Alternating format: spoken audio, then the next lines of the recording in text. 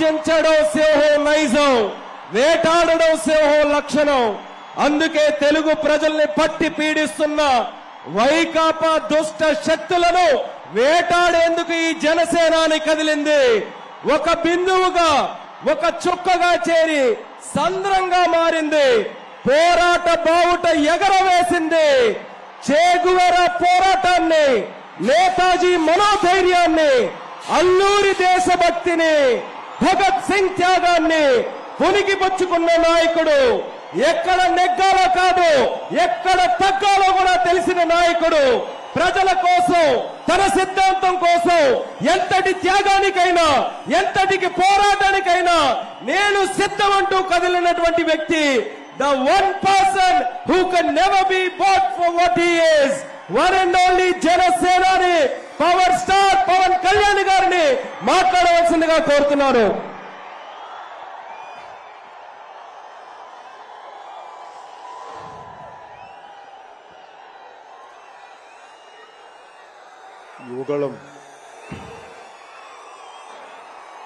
యువగళం సభకి ఆహ్వానించిన జాతీయ అధ్యక్షులు కింజరాపు అచ్చెన్నాయుడు గారికి, రాష్ట్ర తెలుగుదేశం అధ్యక్షులు కింజరాపు అచ్చెన్నాయుడు గారికి, తెలుగుదేశం జాతీయ అధ్యక్షులు శ్రీ నారా చంద్రబాబు నాయుడు గారికి, యువ నాయకులు, తెలుగుదేశంని ముందు తరంకి నడిపిస్తున్న యువ నాయకులు శ్రీ నారా లోకేష్ గారికి, వేదిక పైనున్న తెలుగుదేశం పెద్దలకి, తెలుగు మహిళలకి, తెలుగుదేశం కార్యకర్తలకి, తెలుగుదేశం నాయకులందరికీ పేరు పేరున నా హృదయపూర్వక నమస్కారం. ఈ వేదిక పైన ఉన్న జనసేన నాయకులకి, పిఐసి చైర్మన్ నాదెండ్ల మనోహర్ గారికి, ఇక్కడికి వచ్చేసిన జన సైనికులకి, సభకు మద్దతుగా వచ్చిన వీర మహిళలకి నా హృదయపూర్వక నమస్కారం. మా సోదరులు, సోదర సమానులు శ్రీ నందమూరి బాలకృష్ణ గారికి నా ప్రత్యేక నమస్కారం. ఈ సభని, యువగళాన్ని సభ ఇలా జరుగుతుంది, నన్ను ఆహ్వానించాలని ప్రతిపాదన వచ్చినప్పుడు నేను నాదెండ్ల మనోహర్ గారికి ఒకటి చెప్పాను. 220 రోజుల పైచిలుకు పాదయాత్ర చేసి 3000 కిలోమీటర్ల పైగా నడిచి 97 నియోజకవర్గాలు ప్రత్యక్షంగా అక్కడున్న ప్రజల కష్టాలన్నీ, సాధక బాధలు తెలుసుకొని, ఇది లోకేష్ గారి రోజు, ఇది ఆయన రోజున ప్రత్యేకించి ఆయనే ఉండాలి తప్ప ఇంకా వేదిక పైన నేను ఉండడం సబబా అంటే కాదు, మీరు ఖచ్చితంగా ఉండాలి అని లోకేష్ గారు మనస్ఫూర్తిగా నన్ను ఆహ్వానిస్తే 4 దశాబ్దాల సుదీర్ఘ అనుభవంతో ముఖ్యమంత్రిగా, ప్రతిపక్ష నాయకులుగా శ్రీ నారా చంద్రబాబు నాయుడు గారు ఆహ్వానం మేరకు మనస్ఫూర్తిగా నేను ఈ ఆహ్వానాన్ని మన్నించి ఇక్కడికి వచ్చాను. పాదయాత్ర జగన్ గారి పాదయాత్ర లాంటిది కాదు, ఇది బొగ్గలు మీరే పాదయాత్ర కాదు, ఇది కష్టాలు తెలుసుకున్న పాదయాత్ర, మాటలతో ఉన్న పాదయాత్ర కాదు, చేతలతోటి చూపించే పాదయాత్ర. అలాంటి పాదయాత్రని చేసిన లోకేష్ గారికి మనస్ఫూర్తిగా నా ధన్యవాదాలు తెలుపుకుంటా ఉన్నాను. ఒకసారి నాకు పాదయాత్ర చేస్తున్నప్పుడు చాలా అసూయ ఉంటుంది. నేను నడుద్దామంటే నాకు నడవనిచ్చే పరిస్థితి ఉండదు.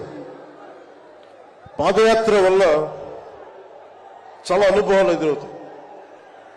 చాలా మందితో సాధక బాధలు తెలుసుకోవచ్చు, కష్ట సుఖాలు పంచుకోవచ్చు. అలాంటి అవకాశం నాకు లేనందుకు ఈరోజు నాకు చాలా బాధగా. అలాంటి నాకు రాని అవకాశాన్ని లోకేష్ గారు దిగ్విజయంగా చేయటం, పూర్తి చేయడం నాకు చాలా ఆనందంగా ఉంది. మన ఆంధ్రప్రదేశ్ స్ఫూర్తి భారతదేశానికి చాలా కీలకమైనది. ఈ రోజున భాషా ప్రయుక్త రాష్ట్రాలు ఏర్పడ్డాయి అంటే పుట్టి శ్రీరాములు గారి బలిదానం, త్యాగ ఫలితం. ఆయన స్ఫూర్తి వల్ల ఈ రోజున మనకి భాషా ప్రయుక్త రాష్ట్రాలు ఏర్పడ్డాయి. సో భారతదేశానికి మనం చాలా స్ఫూర్తినిచ్చిన నేల ఇది. అలాగే ఐఏఎస్లు, ఐపీఎస్లు ఉమ్మడి ఆంధ్రప్రదేశ్కి రావాలని ఉవ్విళ్ళూరేవారు. ఈ ఐఏఎస్ అకాడమీల్లో, నైనిటాల్లో ఉండే అకాడమీస్లో ప్రతి ఐఏఎస్ అధికారి చెప్పేది ఆంధ్రప్రదేశ్ ఒక మోడల్ స్టేట్, అది అక్కడికి వెళ్ళాలి. ఈ రోజున అలాంటి ఆంధ్రప్రదేశ్ ఎందుకు వెళ్ళకూడదో ఆ మోడల్ కింద అయిపోయింది ఈ జగన్ గారి నాయకత్వంలో. నేను చంద్రబాబు గారు జైల్లో అన్యాయంగా పెట్టినప్పుడు నాకు చాలా బాధ కలిగింది.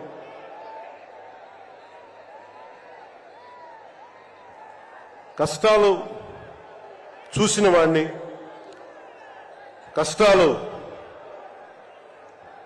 దగ్గరగా పెద్దల నుంచి చిన్నప్పటి నుంచి చూసిన వాడిని, కష్టాలు అనుభవించిన వాడిని, ఓటమి వచ్చినప్పుడు ఒంటరితనం ఎలా ఉంటుందో తెలిసిన వాడిని,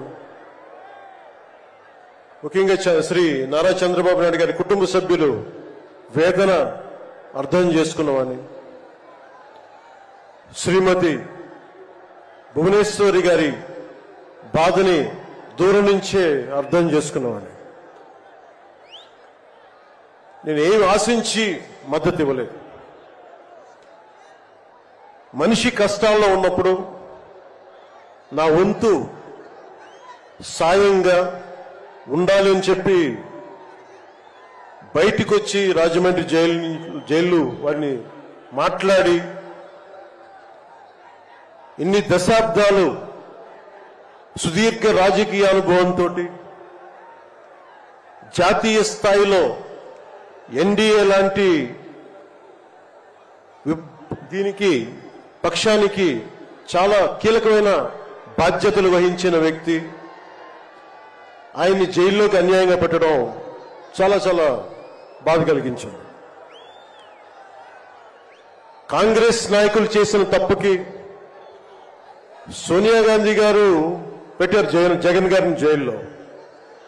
ఆ కక్ష చంద్రబాబు గారి మీద చూపించడం చాలా అవివేకం. ఇలాంటి పరిస్థితుల్లో రాష్ట్ర విభజన జరిగినప్పటి నుంచి 2014 నుంచి విభజన జరిగినప్పటి నుంచి ఈ రోజున హైదరాబాద్ రాజధాని ఆంధ్రప్రదేశ్కి, తెలంగాణకి ఉమ్మడిగా అభివృద్ధి చేసిన రాజధాని. మనకి రాజధాని లేకుండా విభజన జరిగి, సరైన పంపకాలు లేకుండా విభజన జరిగి, ఇలాంటి కష్ట సమయాల్లో నేను ఆ రోజున తెలుగుదేశం పార్టీ, భారతీయ జనతా పార్టీకి సంయుక్తంగా నేను పోటీని విరమించుకొని మరీ మద్దతు ఇచ్చాను. దానికి కారణం కూడా ఒక దశాబ్దం పాటు ఒక పార్టీని నడపాలి అంటే చాలా బలమైన అనుభవం ఉండాలి. కూర్చొని అనుభవంతో భవిష్యత్తులో పార్టీ చాలా అవసరం అని చెప్పి నేను ఒక దశాబ్ద కాలం పాటు ప్రత్యక్ష రాజకీయాల్లో ఉందాం అని ఆలోచించి ఆ రోజున తెలుగుదేశం పార్టీకి మద్దతు తెలిపాం. ప్రభుత్వం వచ్చింది ఆ రోజున. దురదృష్టవశాత్తు చిన్న అభిప్రాయ భేదాలు కావచ్చు, కమ్యూనికేషన్ గ్యాప్ వల్ల కావచ్చు, 2019లో అది ముందుకు తీసుకెళ్ళలేకపోయారు. ఆ తీసుకెళ్ళలేని లోటు, దాని తాలూకు రియాక్షన్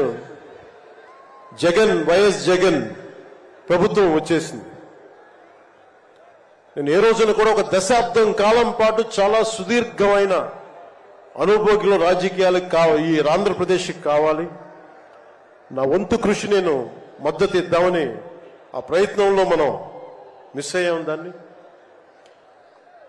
ఈ 2024 మనం ప్రభుత్వాన్ని స్థాపిస్తున్నాం, మార్పు తీసుకొస్తున్నాం,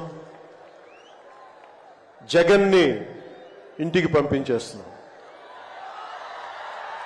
నేను వింటుంది 25 మంది ఎమ్మెల్యేలని మార్చారు, ఇంకొక 80 మంది, మొత్తానికి కలిపి 80 మంది ఎమ్మెల్యేలు మారుస్తున్నారని నేను వింటా ఉన్నాను.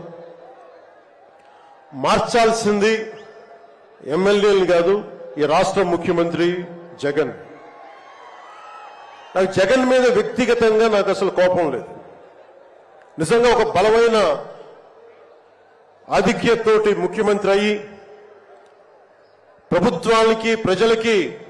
ప్రభుత్వాన్ని సమర్థవంతంగా నడిపి ప్రజలకి మేలు చేయాల్సిన వ్యక్తి కూల్చివేతలతో మొదలుపెట్టాడు.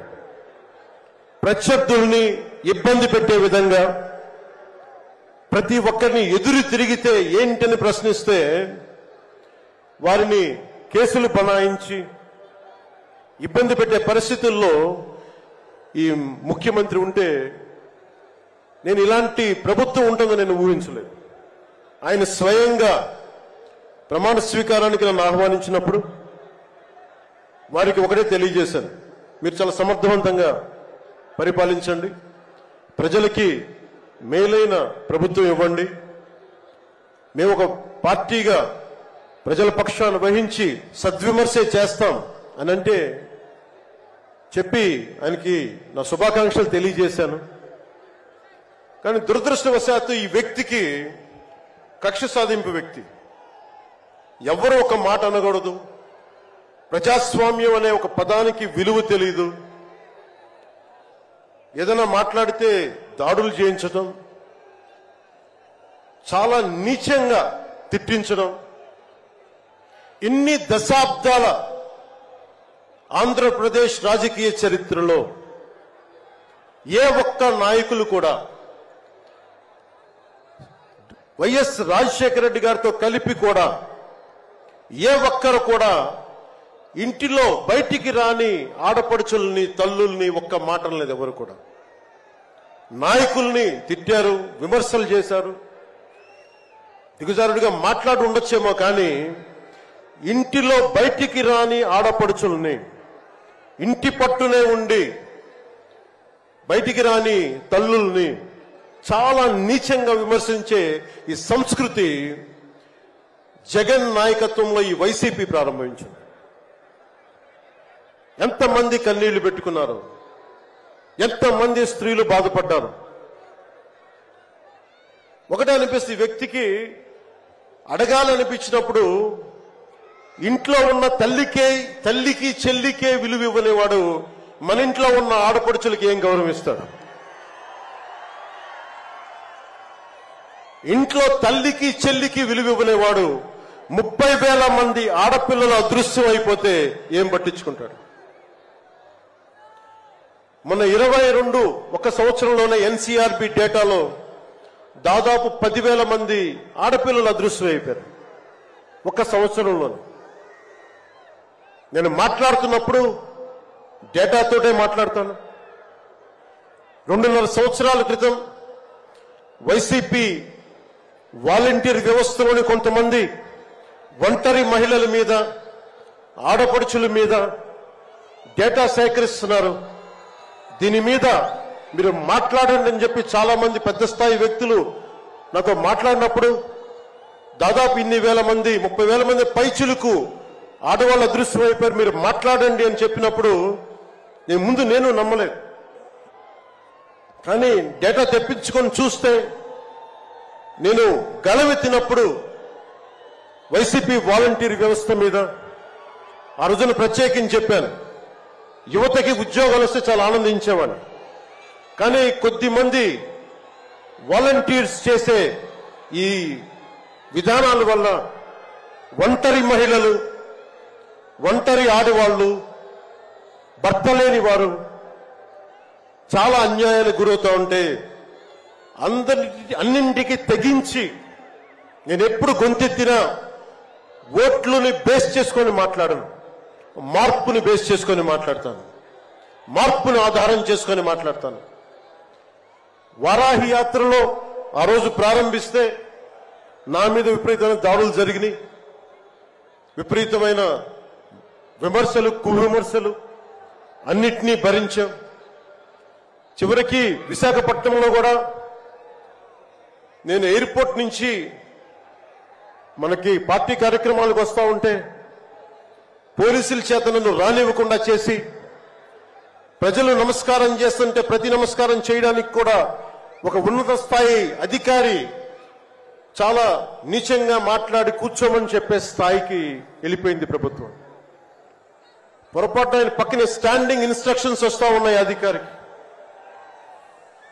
పొరపాటు ఆయనకి స్పీకర్ ఫోన్ నొక్కుకుపోయింది అధికారి మాట్లాడుతూ ఉంటాయి. మనందరికీ తెలిసిన మాట్లాడితే అన్నిటికీ అన్ని శాఖలకి మంత్రి అయిన ఒక పెద్ద మనిషి ఆయన గొంతు వినిపిస్తూ ఉంది. ముందుకు వెళ్ళనివ్వకండి, కూర్చోబెట్టండి, ఇవన్నీ మాట్లాడుతూ ఉన్నారు ఆయన. నాలాంటి వాడికే ఇలాంటి ఇబ్బందులు వస్తే సగటు మనిషికి ఎలా ఉంటుందో మీరు ఆలోచించండి. సుదీర్ఘమైన అనుభవం ఉన్న శ్రీ చంద్రబాబు గారికే ఇలాంటి పరిస్థితులు వచ్చినప్పుడు సగటు మనిషికి ఎలా ఉంటుంది? చాలా అనుభవజ్ఞులైన ఒక్కొక్క సీనియర్ నాయకులకే ఇలాంటి పరిస్థితులు ఉంటే రేపొద్దున భవిష్యత్తులో ఇంకొక మారు వైసీపీ ప్రభుత్వం వస్తే ఎవ్వరూ ఇళ్లలో ఉండలేరు, ఆంధ్రప్రదేశ్లో ఉండలేరు, పెట్టుబడులు రావు. ఇవన్నీ మారాలి. నేను 2021లో ఇప్పటం సభలో వైసీపీ వ్యతిరేక ఓటు చీలనివ్వను. దానికి నాకేదో అద్భుతాలు జరుగుతాయని కాదు, కానీ నిజంగా యువత భవిష్యత్తును దృష్టిలో పెట్టుకొని, మహిళల భద్రతను దృష్టిలో పెట్టుకొని, మనకి వ్యాపారస్తుల పెట్టుబడులను దృష్టిలో పెట్టుకొని, సంక్షేమాన్ని దృష్టిలో పెట్టుకొని ఈ వైసీపీ ప్రభుత్వం మారాలి. వైసీపీ వ్యతిరేక ఓటు అన్ని కలిపి ఏకతాటిపై ఒక ప్లాట్ఫామ్ పైన రావాలని చెప్పి ఆ రోజు నేను కన్నా కోరిక, నా ఆలోచన ఈ రోజున మన ఉత్తరాంధ్రలో యువగలంలో ఈ విధంగా కనిపిస్తున్నప్పుడు ఒకవైపు తెలుగుదేశం నాయకులు, ఇంకోవైపు జనసేన నాయకులు, దానికి మద్దతుగా మీరందరూ రావడం నాకు నిజంగా చాలా ఆనందం కలిగిస్తుంది. మనం ఈ రోజున ప్రారంభించిన యాత్ర, ఈ రోజున ప్రారంభిస్తున్న ఈ క్షణాలు ఆంధ్రప్రదేశ్ భవిష్యత్తుని నిర్దేశించే క్షణాలు.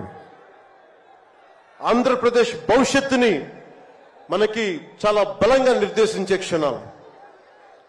ఈ రోజున నేను భారతీయ జనతా పార్టీ, నరేంద్ర మోదీ గారి నాయకత్వంలోని భారతీయ జనతా పార్టీ అలయన్స్ లో ఉండి కూడా అందరూ అనుకుంటా ఉన్నారు, ఎలాగ మాట్లాడావు, మోసం చేశావు భారతీయ జనతా పార్టీ. చాలా మంది, కొంతమంది మాట్లాడుతూ ఉంటే వైసీపీ నాయకులు, వారందరికీ నేను సభాముఖంగా తెలియజేస్తున్నాను, ఆంధ్రప్రదేశ్ పరిస్థితులు ప్రత్యేకంగా నేను జాతీయ స్థాయి నాయకులకు వివరించాను. వారికి వివరించి నాకు వేరే దారి లేదు. నాకు రోడ్డు మీద తిరుగుదామంటే కేసులు పెడతా ఉన్నారు, ప్రజాస్వామ్యబద్ధంగా గళం విప్పుదామంటే కేసులు పెడతా ఉన్నారు, వ్యవస్థల్ని నిర్వీర్యం చేస్తా ఉన్నారు. ఒక చిన్నపాటి సినిమా టికెట్లకు కూడా కూర్చోబెట్టి మొత్తం చీఫ్ సెక్రటరీ దగ్గర నుంచి ఎంఆర్ఓల దాకా వాడి ప్రజా వ్యవస్థలను దుర్వినియోగం చేస్తా ఉన్నారు. నాలాంటి వాడికి సమస్యలు ఉన్నప్పుడు భవిష్యత్తులో ఆంధ్రప్రదేశ్ అంధకారానికి గురవుతుంది. దయచేసి మీరు ఈ గఠబంధన్ని, ఈ పొత్తుని మీరు మనస్ఫూర్తిగా మీ బ్లెస్సింగ్ కావాలి అని చెప్పి నేను అమిత్ షా గారికి తెలియజేశాను. వారు ఎంతవరకు ఒప్పుకుంటారో నాకు తెలియదు, కానీ నా మొదటి ఆఖరి ప్రయత్నం కూడా ఆంధ్రప్రదేశ్ భవిష్యత్తు బాగుండాలి అంటే ఎక్కడి నుంచి మనుషులు రారు, మన భవిష్యత్తుని మనమే నిర్మించుకోవాలి, మనమే కొట్లాడాలి. అలాంటి ఆంధ్రప్రదేశ్ భవిష్యత్తుకి వైసీపీకి నాయకులు అందరని చెప్పట్లేదు, కానీ గూండాగర్దీ చేసేవాళ్ళు, క్యారెక్టర్ అసాసినేషన్ చేసేవాళ్ళు, ఆడపడుచుల్ని అగౌరవపరిచేవాళ్ళు, వీరందరికీ సభాముఖంగా చెప్తున్నాం. ఇది ఈ రోజున మేము ఎన్నికల పొత్తు చాలా కీలకమైంది. మనం కనుక ఈ పొత్తు పెట్టుకోకపోతే భవిష్యత్తులో రోడ్ల మీదకొచ్చి కర్రలు కత్తులు పట్టుకొని వైసీపీ గూండాలతో కొట్టాడాల్సి వస్తుంది. నేను కేంద్రంలో ఇదే చెప్పాను.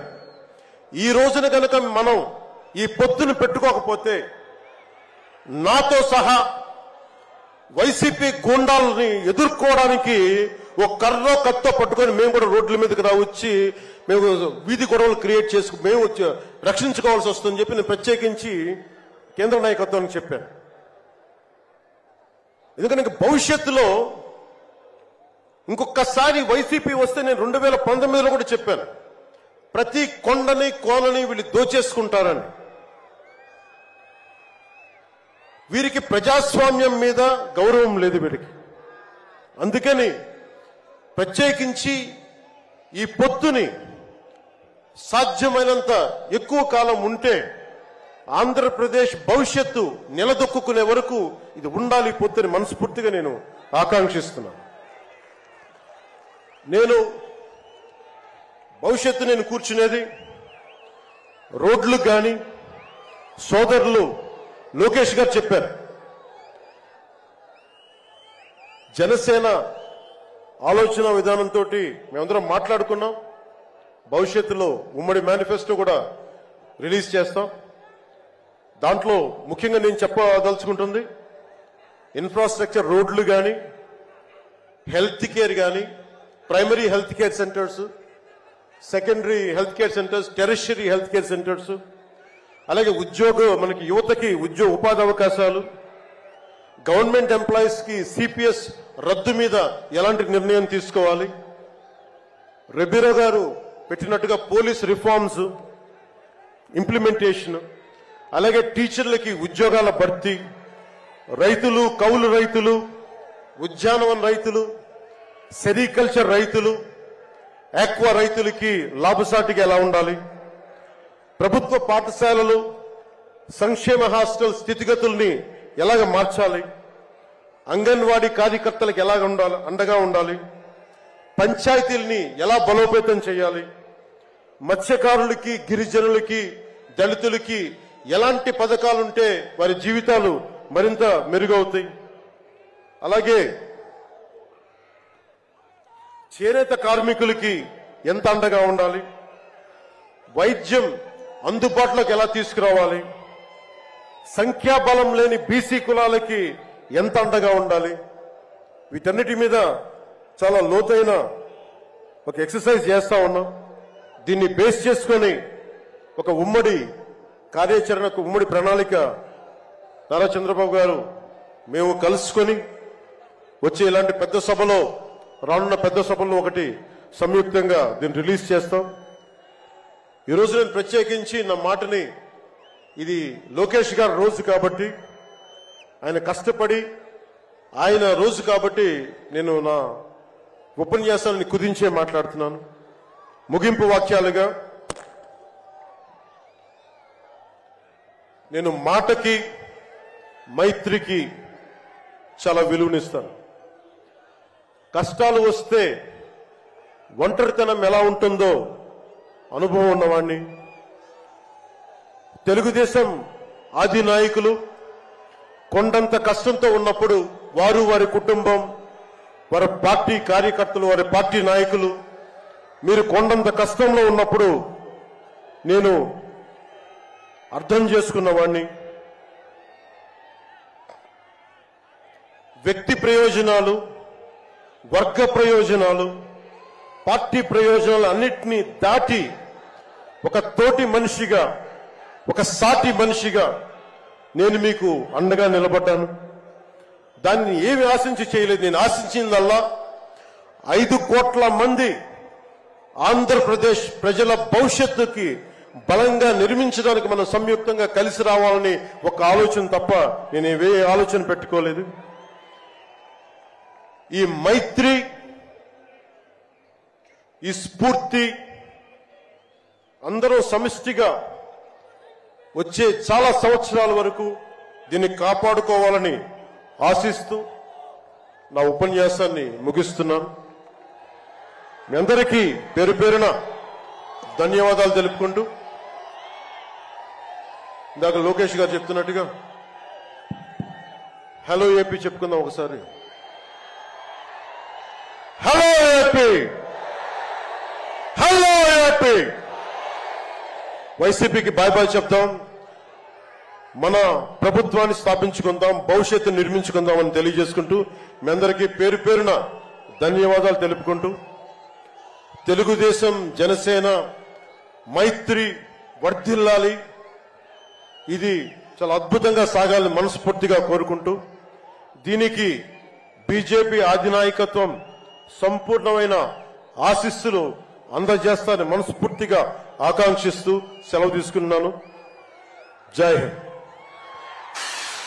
పవన్ కళ్యాణ్ గారి నాయకత్వం, పవన్ కళ్యాణ్ గారి నాయకత్వం, పవన్ కళ్యాణ్ గారి నాయకత్వం.